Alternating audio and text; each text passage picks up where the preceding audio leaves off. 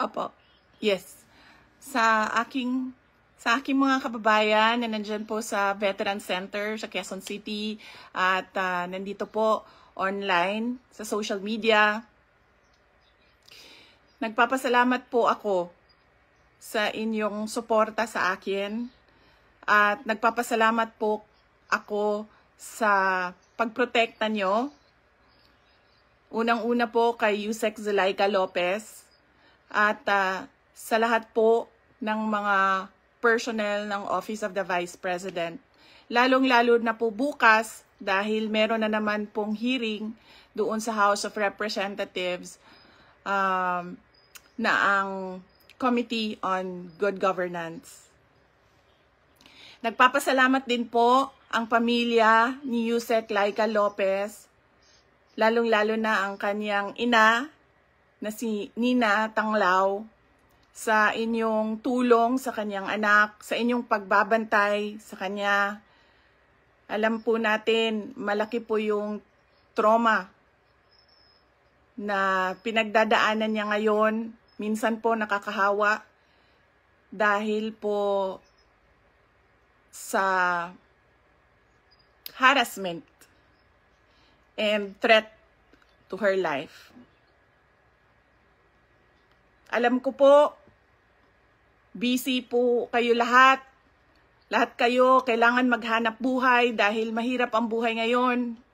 Pero nandyan kayo para magpakita at magbigay ng suporta sa akin at sa opisina ng Vice President. Gusto ko lang ipaalala sa ating mga kababayan na ayaw natin ng kaguluhan, na tayo ay may karapatan sa peaceful assembly at tayo ay may karapatan na magsalita kung ano yung nararamdaman natin at gusto nating makita mula sa ating gobyerno. Ang gusto natin makita ay genuine public service. Kung maalala niyo po, hindi ako sumama o sumali kahit sa anumang panawagan ng pagtanggal sa Pangulong Marcos sa kanyang pwesto. Bumisita ako sa rally ng Kingdom of Jesus Christ sa Bonifacio noon dahil nakiramay o nagkipagsimpatiya ako sa kanilang nararamdaman at hirap na pinagdadaanan. Ang lagi kong panawagan sa taong bayan ay hingin, idemanda sa gobyerno na ibigay nila ang serbisyo na karapat-dapat para sa mga Pilipino. Simulan na natin sa mga campaign promises.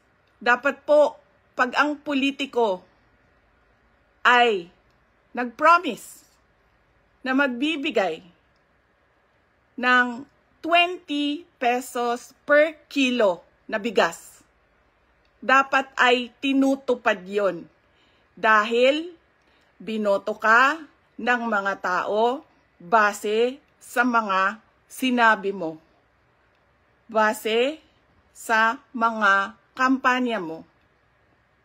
Kaya dapat binibigay yan lahat. Kung ano man ang sinabi ng isang tao, ng isang politiko, ng isang kandidato sa entablado, dapat nakikita yan ng taong bayan. At higit pa, dapat ang nakikita natin.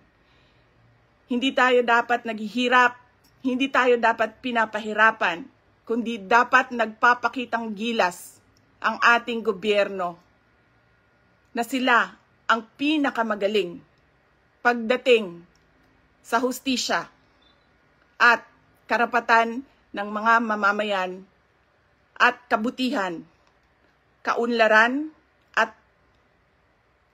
peace, kalinaw, kapayapaan sa bayan. Ulitin ko, dapat hinihingi natin sa ating pamahalaan ang karapat-dapat para sa isang maunlad at mapayapang lipunan. Mga kababayan, nararamdaman ko kung ano yung matagal nyo nang nararamdaman. Sinubukan ko na magtrabaho ng maayos sa Department of Education dahil yun naman ang aking pangako sa inyo.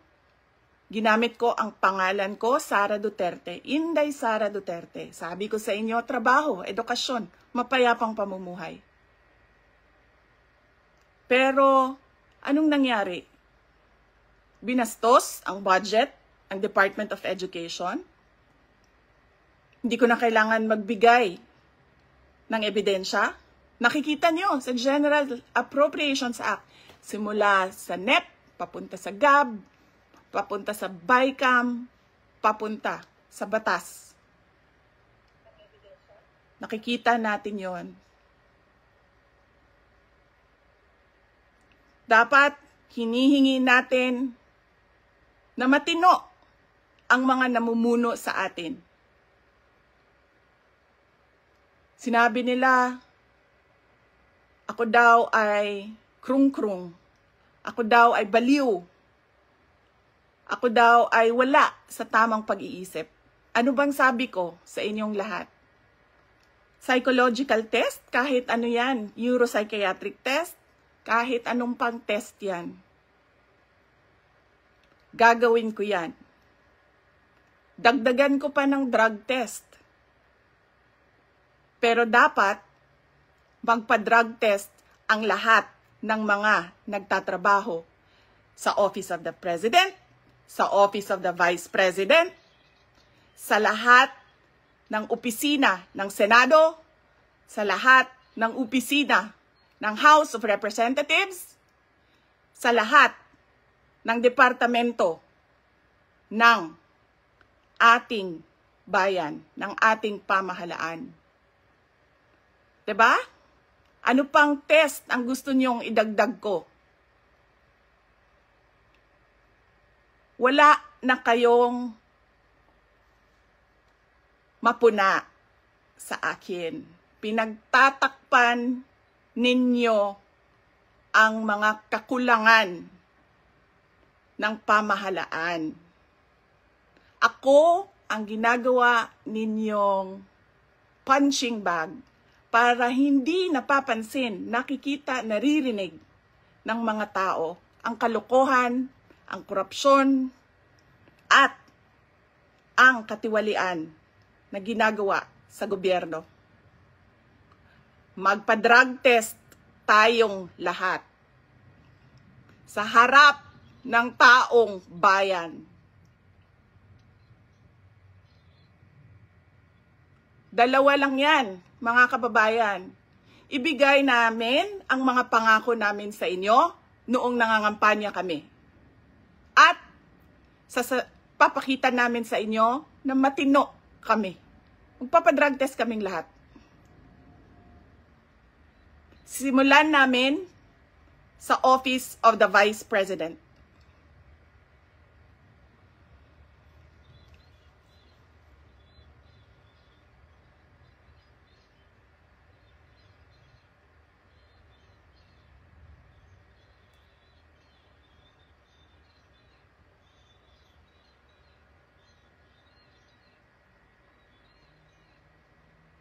Ayaw nila tayo tigilan dahil hindi tayo sumusunod sa kanila. Hindi tayo nabibili ng pera. Ano pa ba ang kailangan ng isang taong sanay na sa hirap na wala na siyang ibang alam kundi ang maging mahirap dahil hindi niya nakikita ang hustisya mula sa gobyerno? Mabibili mo pa ba yan? Hindi na.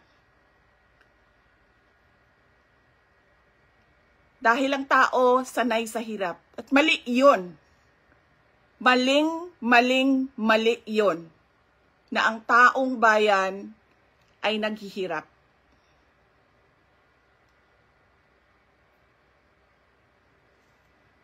Mga kababayan,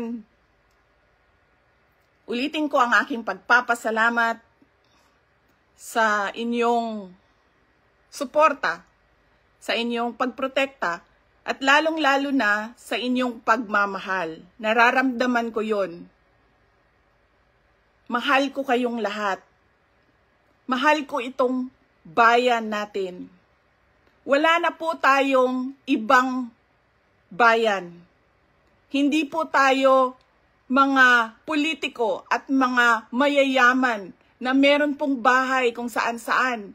Sa Australia, sa Singapore, sa Amerika, sa Spain, sa Europe, kung saan-saan ang mga bahay nila. Napakadali sa kanila na talikuran ang bayan. Pero tayo, saan tayo pupunta? Sa mga probinsya lang natin. Sa Samar, sa Leyte, sa Cebu, sa Bohol, sa Siquijor, sa Negros Oriental, sa Negros Occidental, sa Panay Island, sa Mindanao, sa Luzon.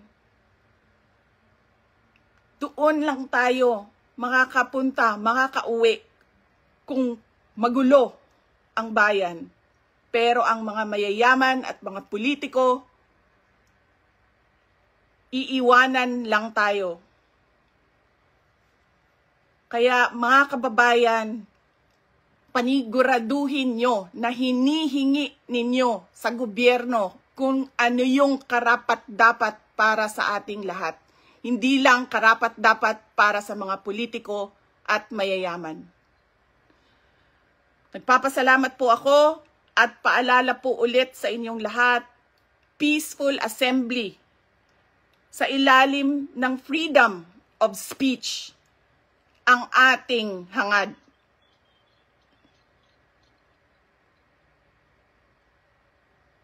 Maraming salamat po. Magandang gabi sa inyong lahat.